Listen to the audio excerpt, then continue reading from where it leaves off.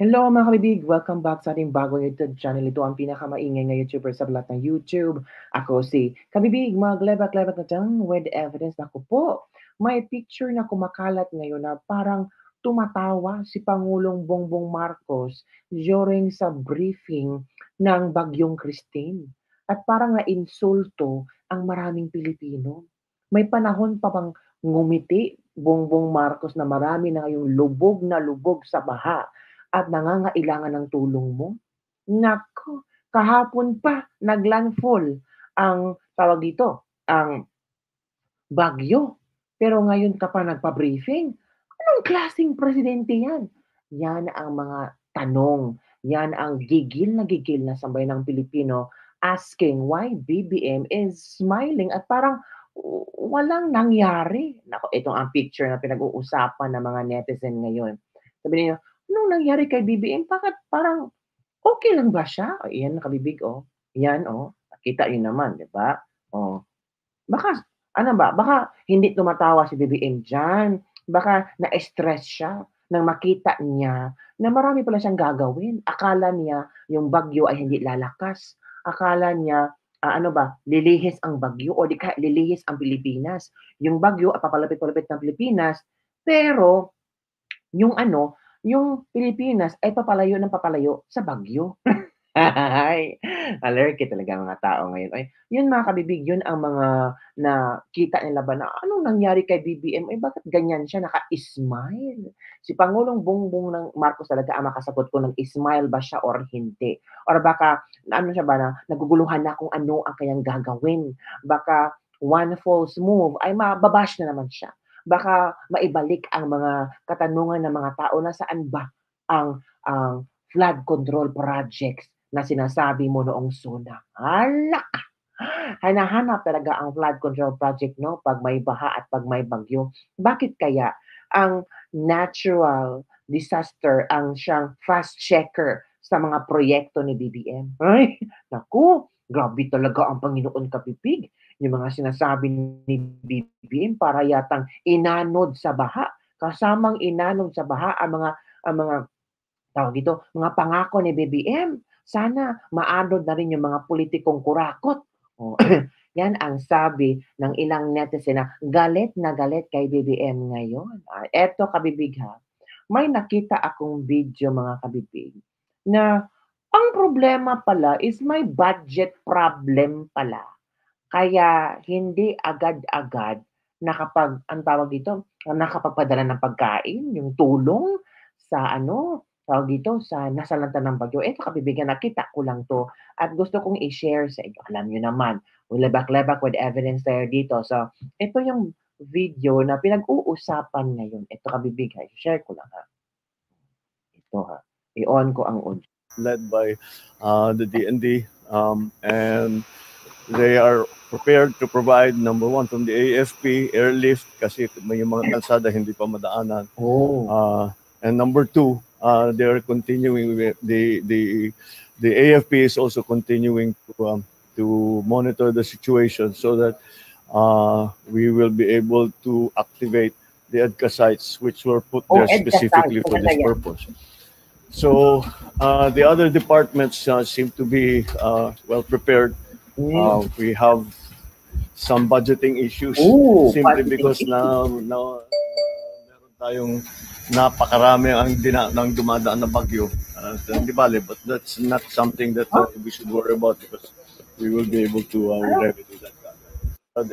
Of course naman, BBM, ang Pilipinas ay nasa ano, ang Pilipinas maraming bagyo, 24 bagyos na papasok sa Pilipinas. Natural, hindi yan mag-big question na maraming dadaang bagyo. Normal na lang yan. Alam na ng Pilipino na marami talagang bagyong dadaan sa Pilipinas. Dapat sana nabudgetan nyo na ng maayos. What's the purpose of flood control project kung ito sasabihin mo, kasi maraming dumaang bagyo. Natural, may bagyo talaga. Because we're facing ang tawag ito, the Pacific Ocean. English yun. Natural, ano ba yan si BBM? Ay, parang hindi alam walang alam sa ano ba, social studies, walang alam sa science, walang alam sa kung ano ibabalita sa pag-asa. Mga kabibig, ka-lurky naman si BBM. O, heto mga kabibig, may isang video akong ipapakita na naman sa iyo na parang kinukumpara kung paano ang strategy ni BBM at ni Pangulong Duterte. Nako! Sabi ng ilan, sana noong si Pangulong Duterte, 1 week or 2 days or 3 days before tawag dito, ang bago ang mag-landfall, nakahanda na lahat. Oo, isang instruction na lang, go na. So ito kabibig ha, may video akong ipapakita sa inyo. Kayo na ang bahalang maghusga ha. Ako naman gusto ko lang i-share sa inyo itong nakita kong video. Ikaw muna kabibig, i-share ko sa inyo ha. Mahirap naman kung hindi natin i-share. Alam mo naman mga kabibig natin, makasabihin nila nga, gawa ko lang ang issue. So ito yun mga kabibig. So, kaya natin. Para magsabi when they can come in. So that's what we're waiting for now. So naghihintay na lang we are at the mercy of the weather as we always are.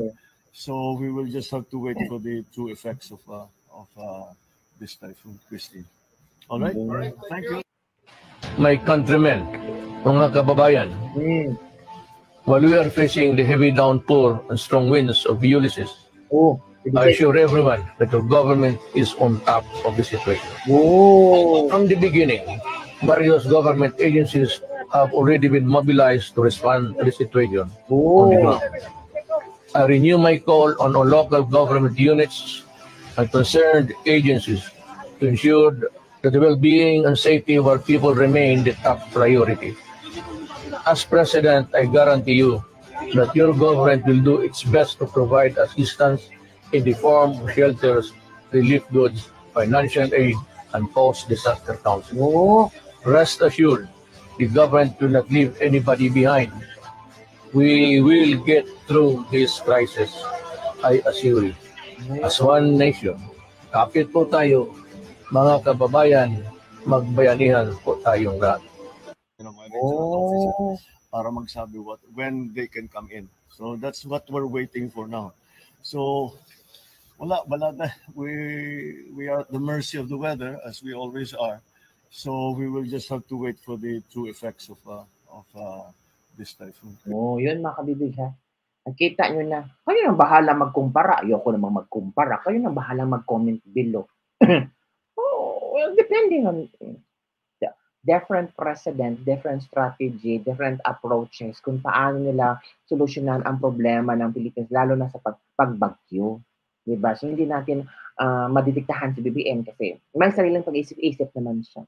May sariling strategiya naman siya kung paano resolbahan itong problemang ito.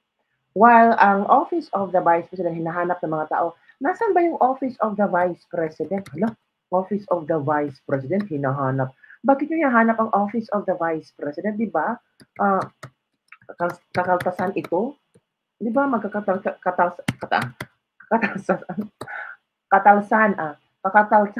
Deduction. Kung ano ba? May ang Kongreso gusto nilang kakaltasan ang OVP budget. So, ang dapat hanapin natin ang DSWD kung ano na ba ang nagawa nila. So, ito mga kabibig, ang nagawa ng OVP ngayon, ipapakita ko sa inyo, i-share ko sa inyo kasalukuyan kung ano ang ginawa ng OVP. So far, 6 hours ago pa itong post nila. So, OVP DOC naghahanda na para sa relief operation 6 hours ago. Kasalukuyan ang ginagawa sa Office of the Vice President Disaster Operation Center OVP DOC ang planning ko sa iba't ibang local government units sa Typhoon Christine PH. Sa kasalukuyan, ang daming parang mga satellites OVP Bicol Satellite Office OVP Cebu Bohol Siquijor Satellite Office at OVP Pangasinan OVP Cagayan Valley Satellite Office ay talagang nakaposisyon na at naghahanda ng hot meals para sa mga stranded passengers na pantalan, yung apektadong pamilya, responders, rescuers, tapos mamimigay ng relief boxes. O diba, ang dami palang satellites ng OVP at their action, diba? Tapos, ang plano niyo ay, ang tawag dito, tanggalan ng,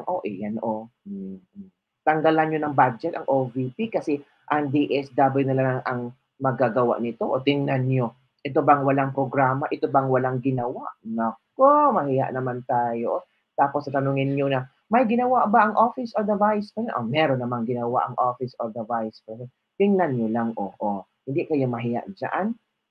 Nag-briefing sila. Naghanda na sila para sa hot almusal, hot pagkain. Tingnan nyo. Yan ang aktibo ng Office of the Vice President. Tapos, tatanggalan pa ninyo ng budget. Tapos, you're asking kung bakit may maraming satellite ang OVP. Pero yung ibang mga party list, marami din silang satellites. Bakit hindi sila tumutulong ngayon? Diba? Bakit tahimik yung ibang parties? Dapat ngayon ay magpapabibo sila para tulungan itong mga nasalanta ng bagyo. Bakit wala? Bakit wala yung mga party list na maraming satellites? Diba? Yun mga kabibig. Yun ang reaction ko lang naobserbahan ko lang. So ano ang iyong komento tungkol dito? Sana malagpasan natin itong bagyong Kristine. Of course naman malalagpasan natin ito, pero may mga damages talaga, may mga tawag dito, ng tao. Or sana matugunan agad-agad ang pangangailangan ng ating mga tao na natural. Gutom sila, walang matulugan, walang makainan, yung iba is wala talagang babalikan kasi ang baha sobra kabibig. Grabe yung baha. As in, super duper umabot na malapit sa second floor ng mga bahay-bahay. Diba? So, sa mga gustong tumulong po, mga kabibig, ay i-share ko sa inyo itong nakita ko kay Crisette Laureta Chu. Yes, ang galing ni Crisette. Kung gusto niyo po, ito mga kabibig, ito, kung gusto niyo, puntahan niyo po ang Facebook fan page ni Ms. Crisette Laureta Chu. Dami niya. Ito, Mega Soft Priceless Hygienic Products. Opo.